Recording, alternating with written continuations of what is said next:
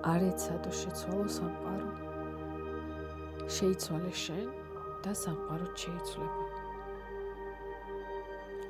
თითქოს ყველასთვის ერთნაირად ჩანს ყველაფერი. ზე ამოდის, მანქანები მოძრაობენ, ადამიანები ჩქარობენ. სინამდვილეში ეს ასე არ არის.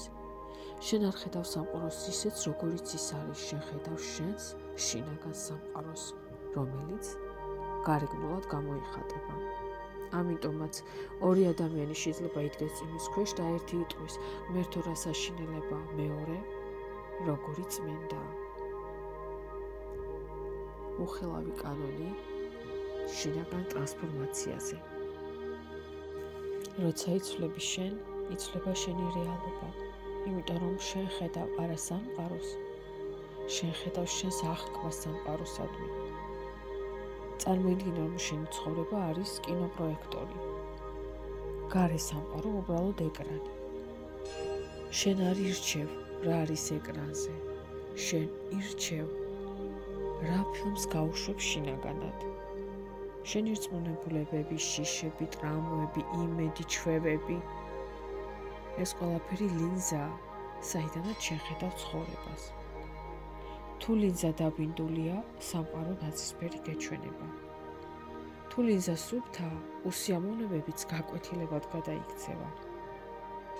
ეს მეტაფორა არ არის, ეს ნეირობიოლოგიაა.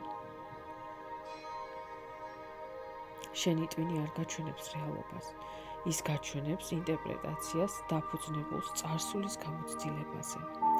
ამიტომ ადამიანი დაბალი თვითშეფასებით ხედავს ყველგან კრიტიკას. ადამიანი შიშით ხედავს ყველგან საფრთხეს.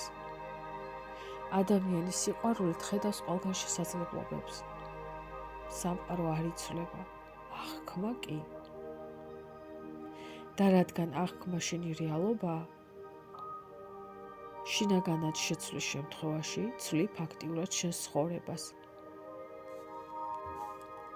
ყველა შენი გადაწყვეტილება, ვისთან იყო, საით წახვიდე, რისი გჯეროდეს, რა აკეთო.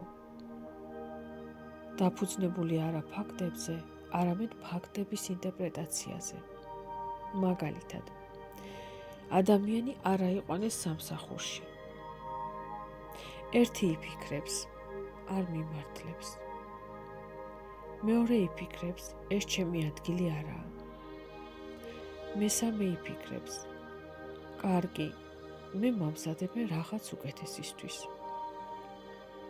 მოვლენა ერთია, რეაქციები სხვადასხვა, ბედით სხვადასხვა. იმიტომ რომ აღქმა აყალიბებს არჩევანს. არჩევანი აყალიბებს მოქმედებას. მოქმედება აყალიბებს ჩვევებს, ჩვევები მთელს ცხოვრებას. შენ არ ცხოვრობ ობიექტურ სამყაროში, შენ ცხოვრობ შინაგან ნარატივში და სანამ შენ მას არ აღიქვამ, შენ მონახარ ამ ამბის. იმ მომენტში, როცა ამბობ ეს არ არის რეალური, შენ ღებულობ გასაღებს, როგორ შეცვალო აღქმა და ამით რეალობა. შენ არ შეგიძლია აკონტროლო სამყარო, შენ შეგიძლია გაასუფთავო ლინზა. გააცნობიერო შენი ფილტრები. ყოველთვის, როცა რეაგირებ ემოციურად, იკითხე, ეს მართლა ასეა? თუ ჩემი ინტერპრეტაციაა? ჩაიწერე ავტომატიური ფიქრები. ხშირად ეს წარსულის ხმა და არა ჭეშმარიტება. აიღე სიტუაცია, რომელიც იწვევს ტკივილს და იკითხე. კიდევ როგორ შემიძლია ეს დავინახო? კიდევ როგორი კუთხით შემიძლია ეს დავინახო? ტკივილი მტერი არ არის. ის სიგნალია იმისა, რომ სადღაც სიღრმეში საჭიროა ცვლილება. შეცვალე შინაგანი დიალოგი. ხმა თავში, ეს შენ არ ხარ, ეს ჩვევაა. შეცვალე ფრაზა მე არავის უყვარვარ, ფრაზით მე ვსწავლობ ვიყო საკუთარი თავის მეგობარი.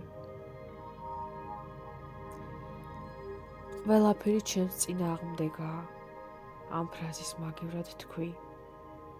სამყაროს რაღაცის სწავლება უნდა ჩემთვის.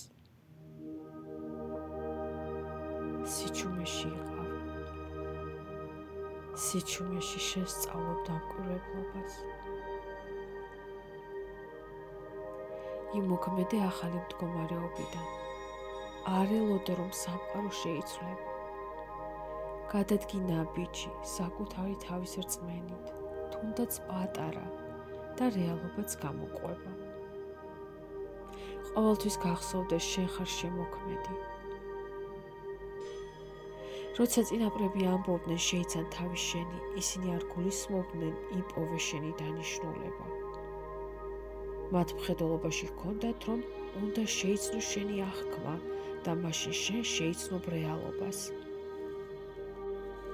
შენ მოვლენების მსხვერპლი არ ხარ. შენ შენი სამყაროს შემოქმედი ხარ.